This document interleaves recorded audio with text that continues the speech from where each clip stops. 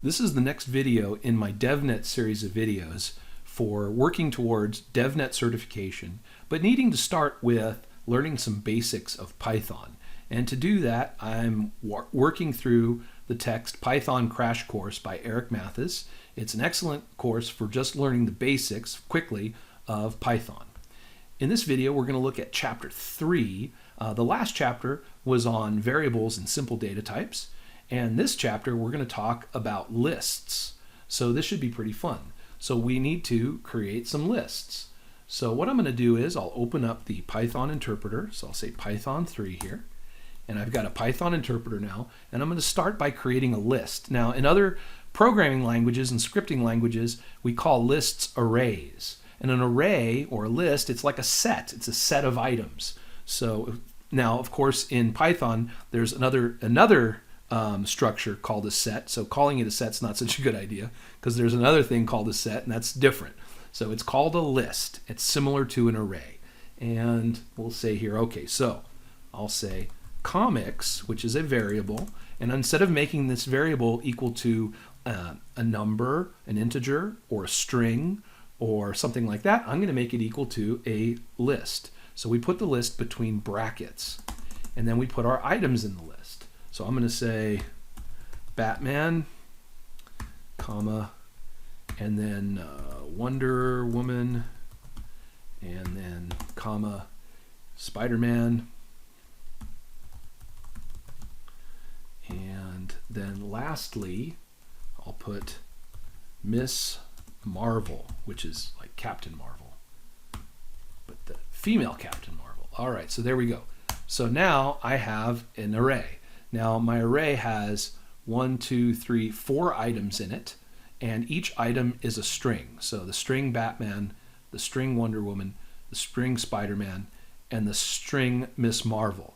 Now in an array, we count these items with the first item being in position 0.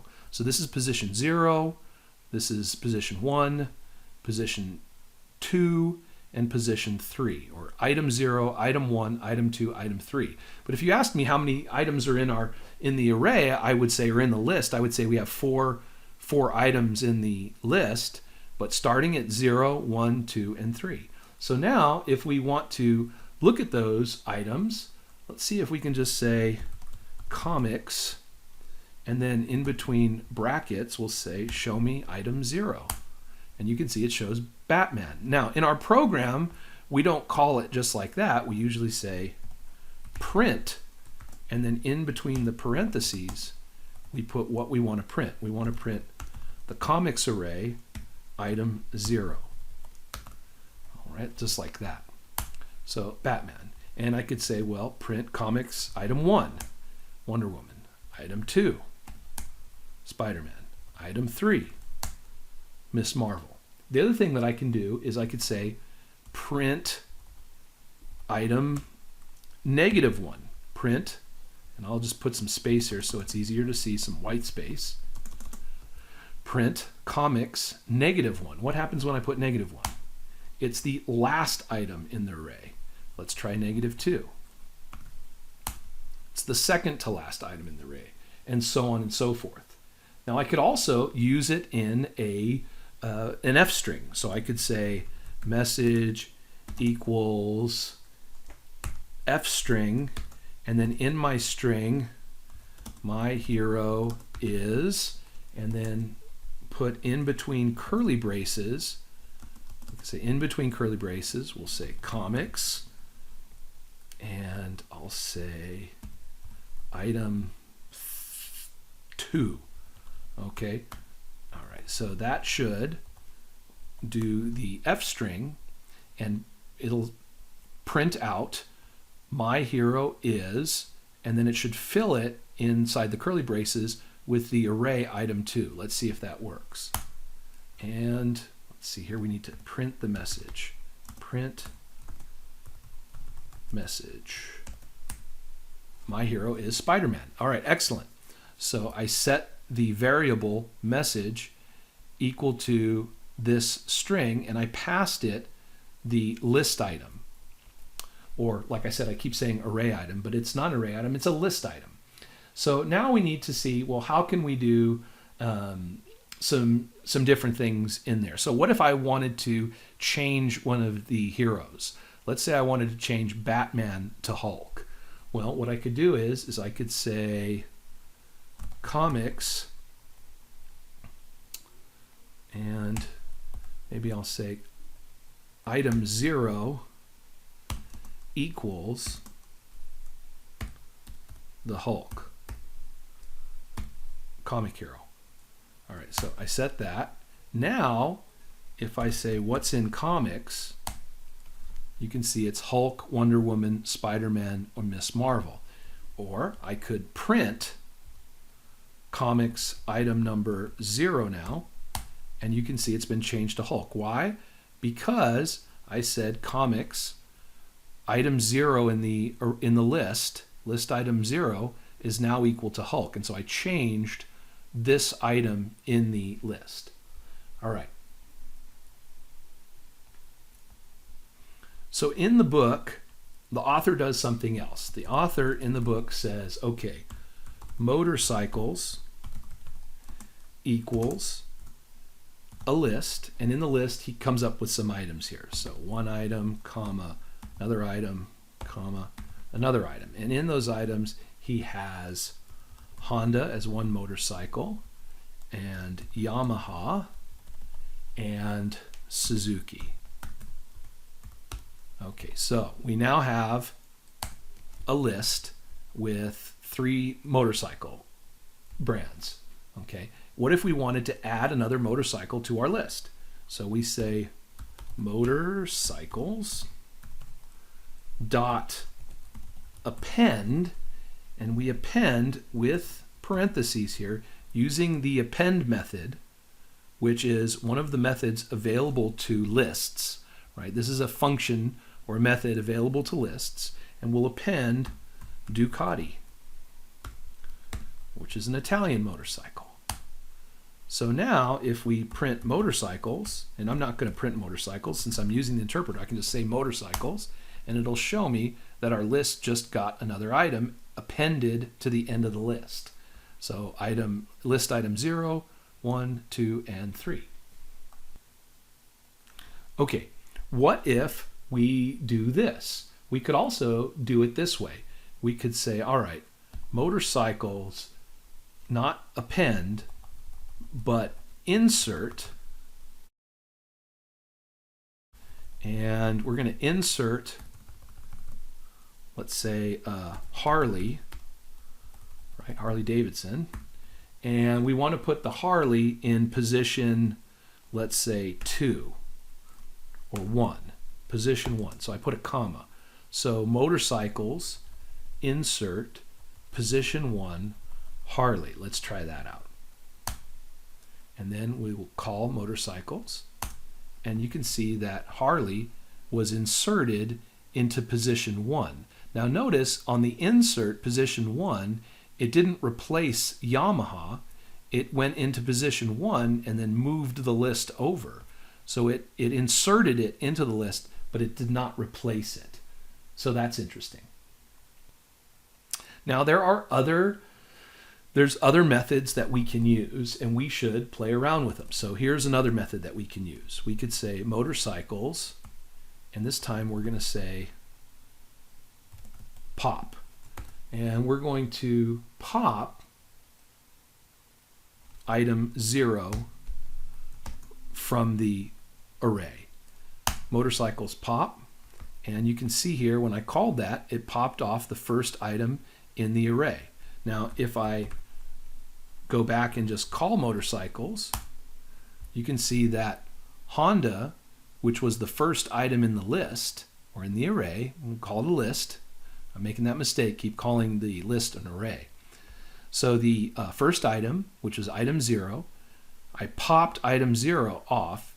It showed me, returned what that item is, and now it's no longer in the list. So let's do it again, except I'm going to say variable here. Popped, we'll say bike, popped bike, which is a variable.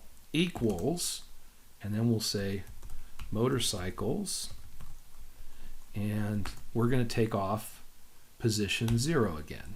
Now this time it should take off Harley and put it into a variable called popped bike.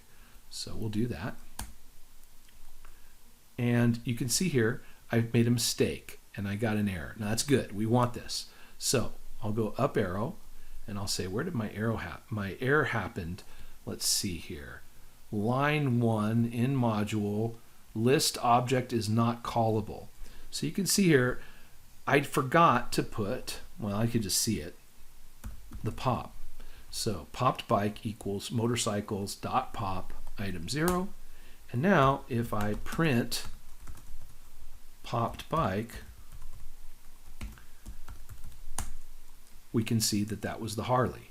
Now what is the state of our list? Print motorcycles.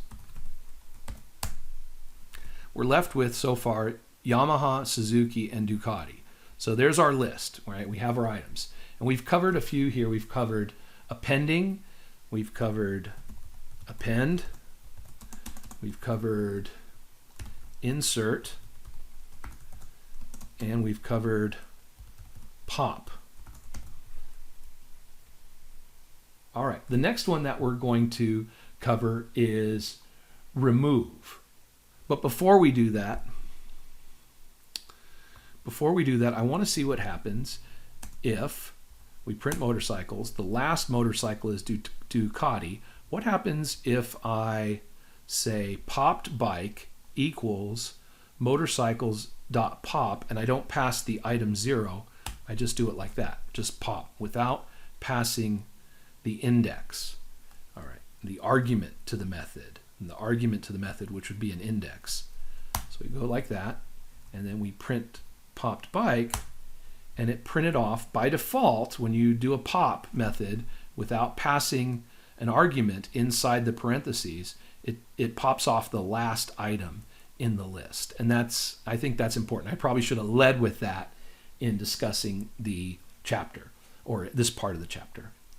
Okay, the next thing that we have to learn how to do is a remove call. So let's see here. We've got, if we have our list, print motorcycles, we have Yamaha and Suzuki left. All right, so let's append a bike to there. So we'll say motorcycles. We're going to dot append, and we're going to add in Ducati again. Okay, great. And then if we just call motorcycles, now we have 3 items. Okay, this time we're going to use a remove. So we'll say motorcycles dot remove. And what if we pass nothing in there? Let's see what happens. Remove. We get an error. And it says in this error, we need exactly 1 argument. So let's test it out. Can we remove item 0? Nope. It says here, no, we can't do that, right? Value error. So the remove actually wants a value. So what we can do is say, all right, let's try this. Remove, and we'll actually pass the name of Suzuki. So we'll say Suzuki. Now, if I run motorcycles, you can see that it removes Suzuki by name. So we can use the dot remove method to remove an item in the list by name. Okay, we could also do it by a variable, and in the book he does that. It's pretty funny. He says $2_expensive equals Ducati. So now the variable $2_expensive equals the string Ducati. And so now we could say, all right, remove, and instead of the string, let's pass the variable and see if it works. $2_expensive. All right, it looks like it worked. Ducati was removed.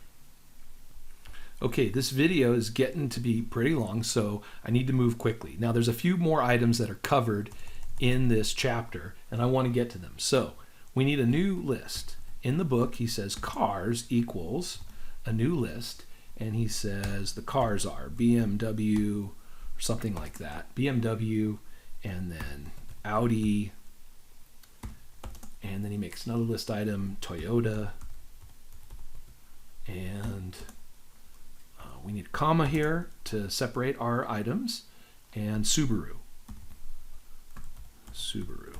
I'm not a fast typer, so okay. So there's our new list, cars, BMW, Audi, Toyota, and Subaru, items 0, 1, 2, and 3. So what we can do is we could say cars dot and call the sort method, the sort function basically, and that should alphabetize the cars. And you can see now they've been alphabetized, A, B, S, T. So this is a permanent alphabetizing method. So if you call the sort function on your list, it will alphabetize the items in the list permanently. In other words, this has been done. Now, another thing you could do is, what if you said, oh, I need to change that? Well, another thing you could do is you could say cars sort, and this is covered in the book, reverse equals true, like that with a capital T. And that's like a reverse sorting. And let's see here, if I do cars, and now it's basically reverse alphabetized. So T, S, B, A. All right, excellent. Then we have some other things that we could do. Another thing that we could do is we're going to bring it back. So I'll bring it back to the original list, and now cars, I've replaced the list with the original list. So now if I say cars, it should be the original list, and it is, with B, A, T, and S. Let's try the sorted method. So the sorted method, we'll say, let's see here, cars dot sorted.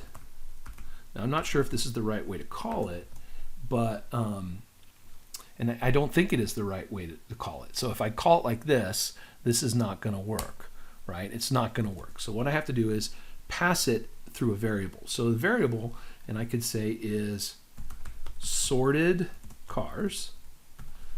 That's a variable, equals, and then we call the sorted method, and we pass it what we want to sort. And so we sort cars. So I'm saying this variable equals, we'll call the sorted method and pass it the list cars. All right, we do it like that, and then we want to print sorted cars. And we get them alphabetized. Now, we've alphabetized the cars and put the alphabetized cars into our variable. So have we actually changed the car list? So if we say cars, you can see the original list is still not alphabetized. So the sorted method will sort these items in the list, but it didn't actually change the list. We put the changed attribute into a variable. And so that's useful if you don't want to change, if you don't want a permanent sorting to happen. Okay, the other thing that we can do is we can reverse it. So let's see here. We could say cars dot the reverse method, and let's see here. If we do that and then call the cars list, you can see that it was reversed. Now this is not a reverse alphabetization, this is just reversed. So Subaru, Toyota, Audi, and BMW. Subaru, Toyota, Audi, BMW. So this is just reversing the list basically. And if I reverse it again and call it, it should be reversed again. And so now it's back to the original. All right, that's it. The other one that's probably really important to know, this is really important to know, is that I could say, well, oftentimes what will happen is we'll have a list like cars, And we'll need to find out, maybe this list will have something more important than just cars in it. It'll have items in our program, or users, or passwords, or whatever it'll have. It'll have usernames, or it'll have, you know, items of objects that we need to act upon in our program, and we'll need to know how many are in there, how many items. Well, we can see here there's position 0, 1, 2, and 3, but there's 4 total items. So I'll say, all right, my variable is items, and we'll say maybe item number equals, and then I'll say the length function, and we want to find the length of cars. Okay, so now item number should equal the length of the cars. And if I just say item number and call the variable now, you can see that there's 4 items in our list. So that's really important, being able to do that. The last thing, one of the last things that's covered in the chapter is, if you have a list like my list equals, and you have an empty array, and then you try to say, all right, let's print that array. So print my list. Let's see what happens. It's an empty array. Print my list. You can see it shows an empty list, but in the book he points out that if you were to try to print it and pass it something like print item 0, like that, it's an error, because there is no item 0 in the array. I can print my list and it shows it's an empty array, but if I say print my list item 0, there is no item 0 because there's no items in the array. And similarly, if I tried to do like a -1, it's also going to return an error. And so that's kind of a no-brainer. We can see that that's the case. It's an empty array. If I print my list here, it shows up as kind of here as an empty array. But if you try to print an item in it, it shows up with an error.